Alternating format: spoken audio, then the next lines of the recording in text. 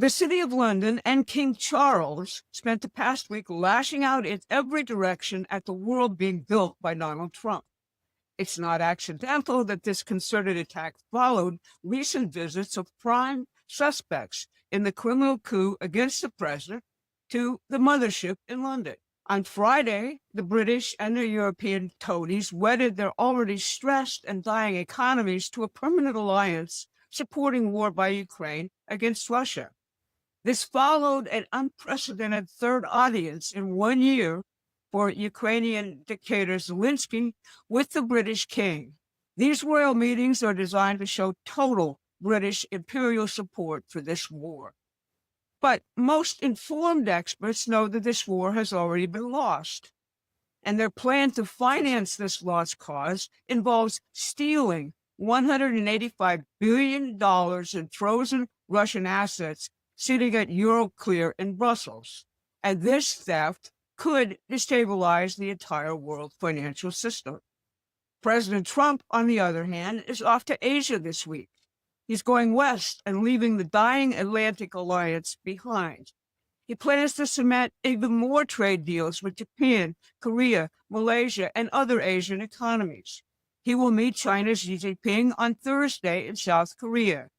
He has a shopping list of things his rebuild of our manufacturing and industrial economy need immediately, but which we can't supply ourselves with immediately. All the while, he is seeking alliances to secure the peace in the Middle East and make the peace in Ukraine. Now, the chatter you get from our lying daily talking points controlled media and Democratic politicians won't give you the slightest clue about the big things President Trump is doing. You might even think he caved on Ukraine by calling off the Budapest summit with Putin, that his tariff policy is adding inflation, as the stupid press keeps saying, but which can never prove, or that the country is on the verge of a financial collapse because of the president's policies. Well, I'm here to tell you that all of these talking points are bunk. I'm Barbara Boyd, and I've studied what our successful presidents have used as economic policies ever since Richard Nixon ended the Bretton Woods system in 1971.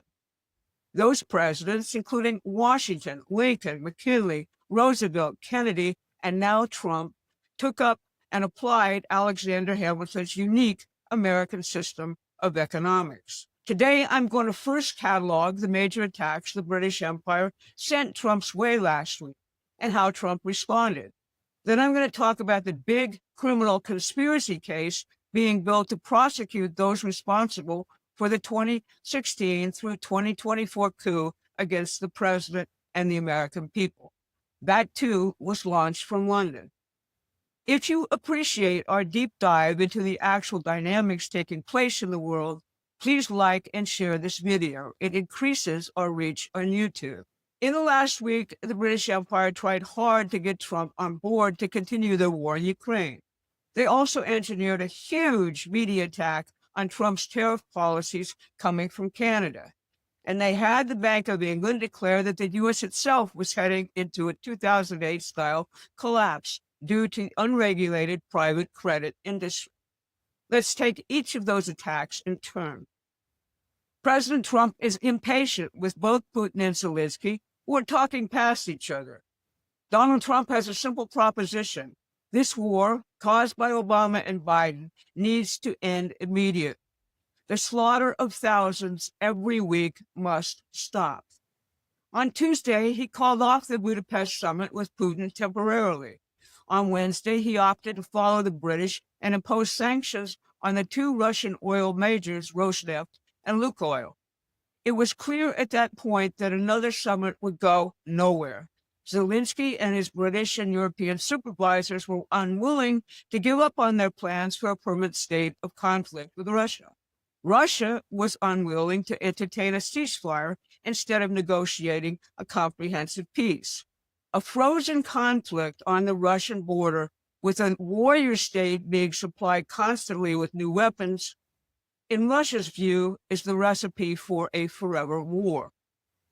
Now, the British foreign policy establishment said these decisions by Trump meant that he had suddenly seen the light due to NATO Secretary Mark Rutte's flattery. Rutte made an emergency visit to Washington on Wednesday. He didn't just meet with the president, however. He met with key senators who oppose Trump's peace offensive. They want the Ukraine war to continue and are more than willing to stymie the White House on other issues to achieve this goal.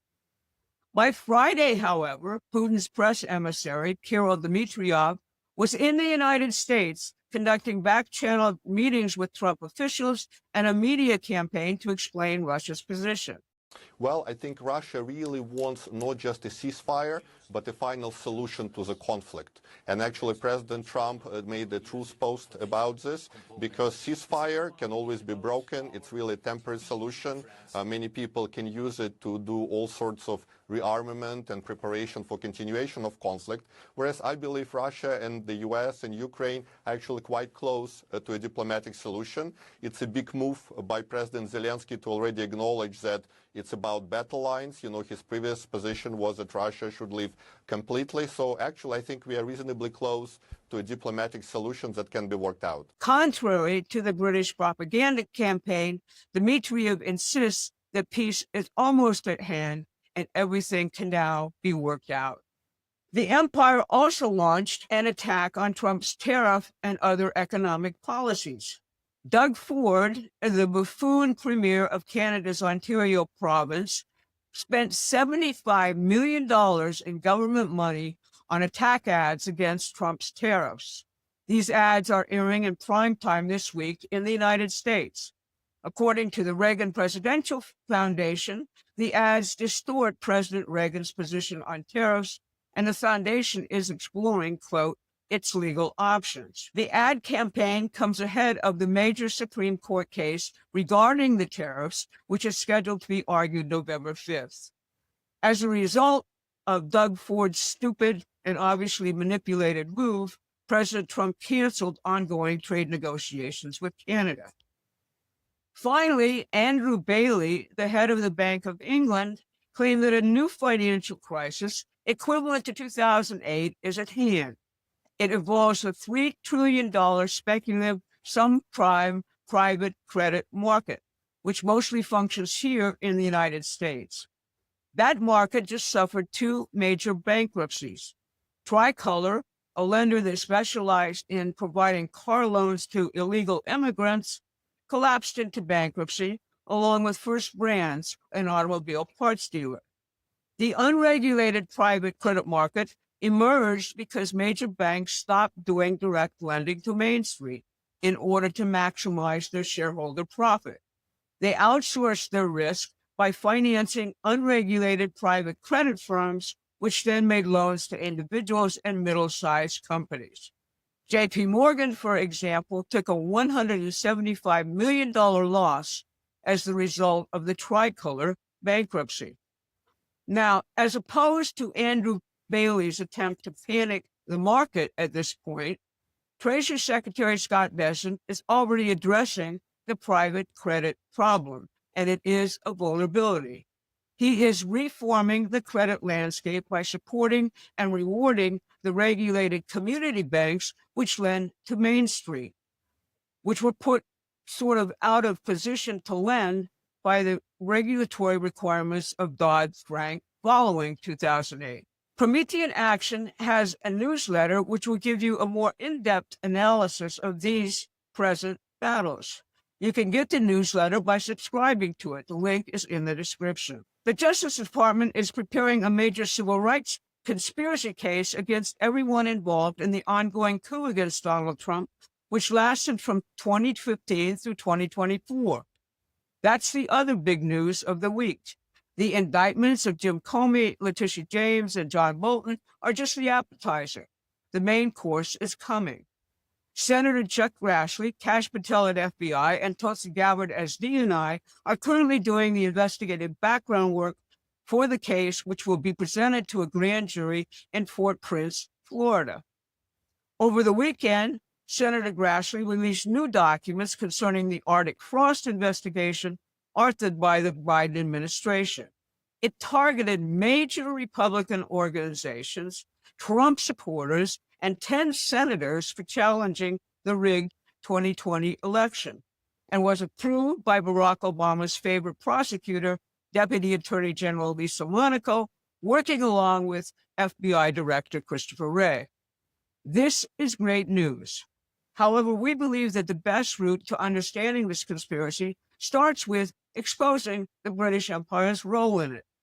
The prosecution of Trump by smearing him as a Russian agent was already started by the British in 2015. The City of London spies understood that Trump would not be under their control. He threatened their long-standing schemes to reintegrate the United States into the empire and balkanize Russia. Hence, MI6 agent Christopher Steele's dirty dossier creating Russiagate. It targeted both Putin and Trump. So there we are. The City of London and the British royals are on a desperate rampage as their world visibly collapses. The new world Trump is creating consists of new alliances in the Middle East, Russia, and Asia. These alliances are intent on fundamental economic progress based on building economies worthy of human beings. Trump's vision ends the empire's long campaign for controlled destruction, which started with deindustrialization in 1971. The accounting we've all waited for is upon us, but our enemy still is fighting. They're not about to give up.